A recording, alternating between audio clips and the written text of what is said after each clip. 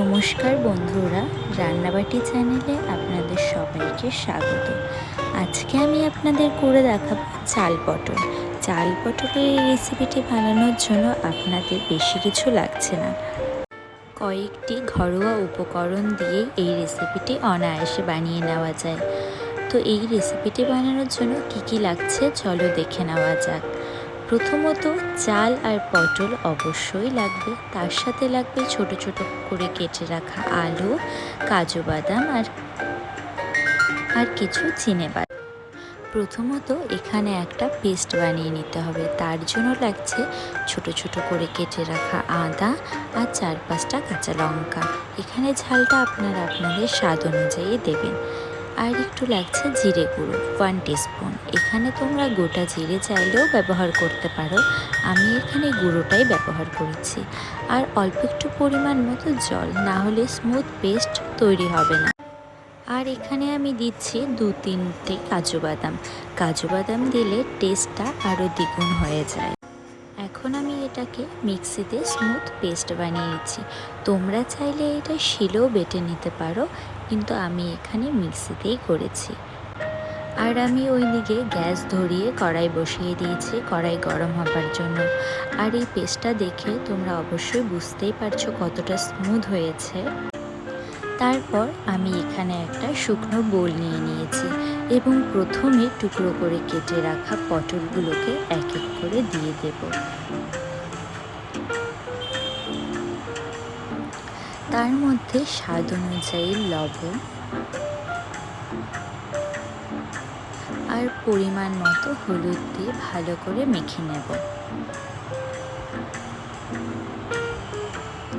এখানে আমি আলুটাকেও পটলের সাথে মেখে নিচ্ছি। তোমরা চাইলে আলাদা করেও মেখে ভেজে নিতে পারো। আমি দুটোকে একসাথেই মেখে নিয়েছি। এদিকে কড়াই আমার গরম হয়ে গেছে। কিছুটা পরিমাণ মতো তেল দিয়ে দিয়েছি। সরষের তেল ব্যবহার করেছি এখানে, তোমরা চাইলে সাদা তেলও ব্যবহার করতে পারো। সরষের তেলে পটলগুলো ভাজলে অনেকটাই টেস্ট বেড়ে যায়। এই পটল এবং আলুগুলোকে আমি একসাথে ভালো করে ভেজে নেব।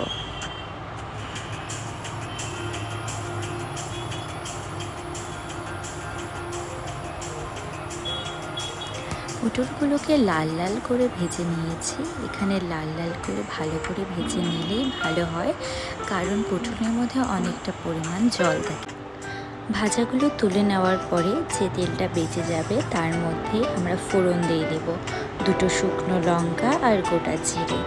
যখন ফোড়নটা ভালো করে হয়ে যাবে তার মধ্যে আমরা অ্যাড করব কিছুটা কাজু বাদাম আর চিনেবাদাম। কাজু বাদাম আর চিনেবাদামগুলোকে ভালো করে ভেজে নিতে হবে। লাল লাল করে ভেজে নেওয়ার পরে আমরা যে প্রথমে পেস্টটা করে রেখেছিলাম সেটা আমরা অ্যাড করে দেব। তারপরে তেলের সাথে ভালো করে মশলাটাকে মিশিয়ে নিতে হবে এবং ভালো করে মিশে গেলে তারপরে আমরা এখানে অ্যাড করব স্বাদ অনুযায়ী লবণ, কিছুটা পরিমাণ মতো হলুদ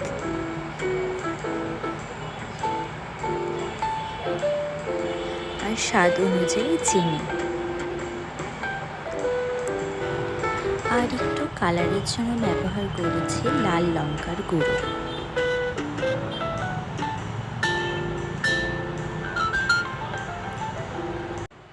ওয়ান টিস্পুন জিরে গুঁড়ো ও ধনে গুঁড়ো।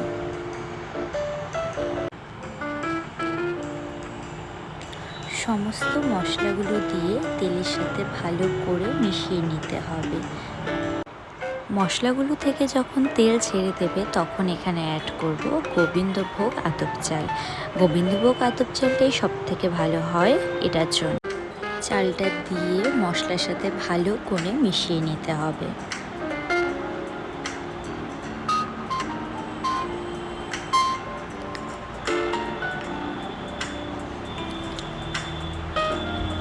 মেশানো হয়ে গেলে এখন আমরা এখানে অ্যাড করছি আগে থেকে ভেজে রাখা পটল এবং আলুগুলো। পটল আলুগুলোকে মশলার সাথে ভালো করে মিশিয়ে কষিয়ে নিতে হবে। 2 থেকে 3 মিনিট ভালো করে কষিয়ে নেওয়ার পরে মিক্সির মশলা ধোয়ার জল পরিমাণ মতো দিয়ে দিতে হবে।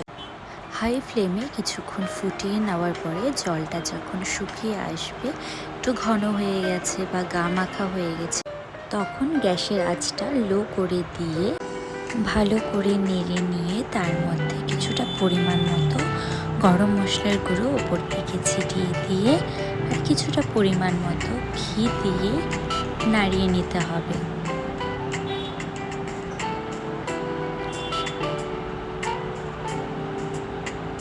নেড়ে নিলে তৈরি আমাদের চাল পটল।